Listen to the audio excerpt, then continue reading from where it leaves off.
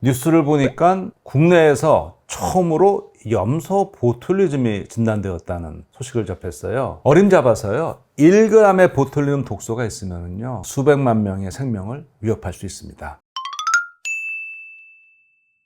안녕하세요, 김흥빈입니다. 이 보툴리즘이라는 게 클로스트리디움 보툴리눔이라는 이런 세균이 만들어내는 신경 독소로 생기는 병이거든요. 이게 신경마비 질환인데요. 우리나라에서는 1999년에 소목장에서 처음으로 확인되었고요. 그 후에 2011년에서 12년 사이에 대규모로 이 보툴리즘이 발생해서 당시에 소 400마리 넘게 폐사했답니다. 그 이후에는 산발적으로 조금씩 나오다가 이번에 발병을 했는데, 이게 소만 아니고요, 말, 양, 닭, 이번에 염소처럼 심지어 사람도 식중독에 걸릴 수 있거든요. 가축의 경우에는 보통 이제 사료가 원인이 되거든요. 그래서 오늘은 이 보툴리즘에 관해서 미생물학 관점에서 한번 분석을 해보려고 합니다. 이 보툴리즘을 일으키는 클로스트리디움 보툴리눔 균이라고 하겠습니다. 이 보툴리눔 균은요, 펄펄 끓는 물 100도에서 1시간 놔둬도 죽지 않습니다. 굉장히 열에 대한 저항성이 강해요. 열뿐 아니고 환경의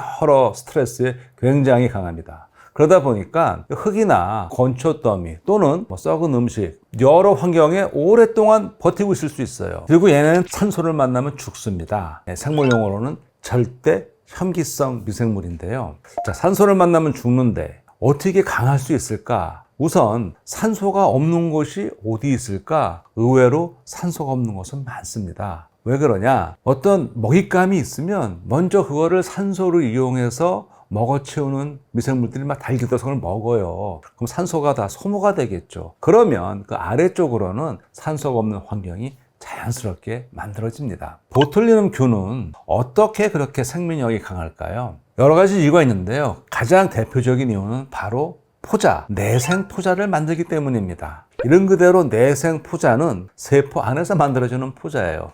영어로는 엔도스포아라 하고요. 이 세균이 어떤 극한 환경에서 처하면 살기 위해서 이걸 만들어내는데요. 일단 이 내생 포자는 층이 여러 개예요. 그러니까 옷을 갑옷을 겹겹이 입은 것이죠.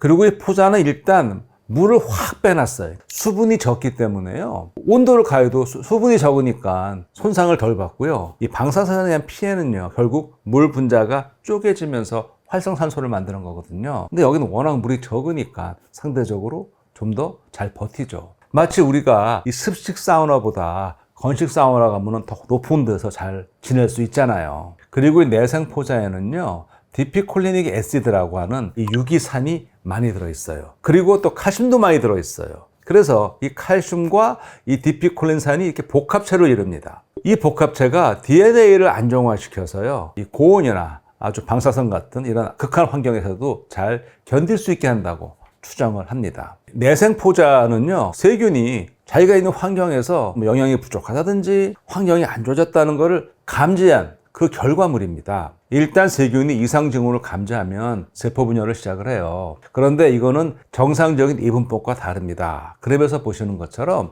이게 불균등하게 분열이 일어나죠. 그래서 큰 쪽을 우리가 모세포라고 그러고요, 이 작은 쪽을 전포자라고 부릅니다. 이 전포자는 앞으로 내생포자가 될 부분입니다. 이렇게 비대칭 분열이 일어난 다음에는요, 전포자를 모세포가 감싸요. 전포자가 이중막이 만들어집니다. 그 다음에는요, 이 전포자가 점점 두꺼운 이 외부 단백질 껍데기를 만들어 갑니다. 이 단백질 껍데기는 이 내생포자가 열이나 방사성, 그리고 화학물질 등에 저항할 수 있도록 큰 힘을 보탭니다. 그리고는 이제 포자 내부를 물을 빼는 거예요. 최대한 물을 빼고 다음에 이제 칼슘과 디피콜린산이 축적이 되면서 복합체를 이룹니다. 이제 이렇게 되면 이 내생 포자는 거의 완성이 되는 거예요. 아주 안정화가 돼 있고요. 이렇게 완성이 돼서 포자가 성숙해지면 모세표는 파괴됩니다. 그리고 내생 포자가 외부로 방출됩니다. 자, 그러면 이 내생 포자가 바깥에서 얼마나 오래 버틸 수 있느냐? 추정키로는요, 수천 년은 거뜬히 버틸 거라고 생각을 합니다. 현재까지 가장 오래된 내생 포자는요,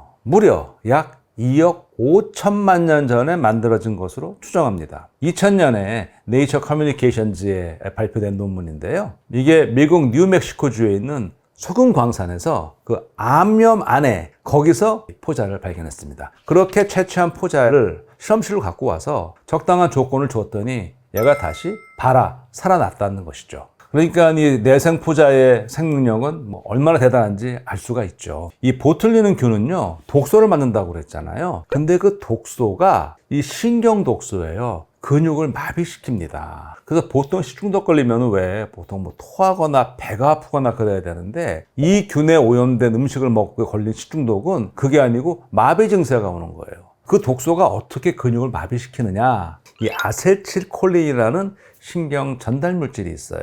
이 아세틸콜린은 아주 중요한 신경 전달 물질인데요. 특히 이게 신경과 근육 사이의 소통을 담당해요. 한마디로 얘기해서 신경과 근육을 연결하는 메신저라고 볼 수 있습니다. 이 아세틸콜린의 작용 과정은 이렇습니다. 신경세포, 뉴런이 이렇게 만나는 두 지점이 있잖아요. 그걸 우리가 시냅스라고 부르는데, 거기에 아주 미세한 틈이 있거든요. 한 20나노미터의 아주 미세한 틈에 이 신호가 오면 거기서는 이 소포, 작은 주머니 안에다가 이 신경 전달 물질을 담아서 다음 신경세포로 보내요. 그러니까 아세틸콜린도 마찬가지로 이 작은 소포에 담아서 전달이 되죠. 그렇게 분비된 아세틸콜린이 근육세포에 가면은 이 아세틸콜린을 받아들이는 수용체가 있거든요. 그럼 거기에 결합을 해야 근육이 수축을 합니다. 그래야 이제 우리가 팔도 움직이고 걸어 다닐 수 있는 거죠. 그런데 이 보툴리눔 독소가 있으면 이 과정에 문제가 생깁니다. 보툴리눔 독소는요, 스네어 단백질이라는 게 있잖아요. 이 스네어 단백질이 있어야 정상적으로 아세틸콜린이 근육세포 전달될 수가 있는데, 이 보툴리눔 독소는 스네어 단백질을 잘라서 망가뜨려 버리는 거예요.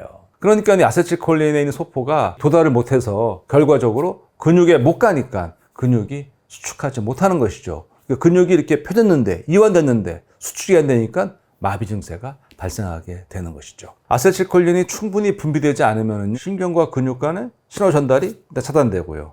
신체는 점점 마비되기 시작하겠죠. 아주 심각한 경우에는요, 호흡을 제대로 못해서 목숨을 잃게 되기도 합니다. 이 보툴리눔 독소의 무서운 점은요, 아주 극소량으로도 치명적이라는 거예요. 어림잡아서요, 1g의 보툴리눔 독소가 있으면요, 수백만 명의 생명을 위협할 수 있습니다. 그러니까 이것이 뭐 식품에 오염되거나 어떻게 뭐 부패된 사료에 이게 있다고 그러면요, 극미량으로도 위협적이다 보니 대형 사고가 생길 수가 있죠. 네, 물론 독소에 대한 항해열청이 있습니다. 그래서 항해열청을 주사하면 병의 진행을 막을 수도 있어요. 하지만 무엇보다 중요한 건 예방이죠. 예방 어떻게 해야 될까요? 그렇죠. 우선 가축이 먹는 사료를 잘 보관해야겠죠. 특히 이게 부패했다 그러면 절대 주지 말아야겠죠. 그리고 뭐 당연한 얘기지만 이 사육 환경을 최대한 청결하게 관리하는 게 좋겠고, 물 오염 주의해야겠고요. 자, 그럼 앞서서 우리나라에서 염소는 처음이라고 그랬고, 한동안 뜸하다가 이제 이렇게 올해 발생했잖아요. 왜 이렇게 발생을 했을까 생각을 해보면, 올해 많이 덥지 않았습니까? 이렇게 무더운 날씨, 덥고 습한 날씨가 계속되면은요, 이 보툴리눔 균 같은 세균들은요, 너무나 좋죠. 자라기가 좋거든요.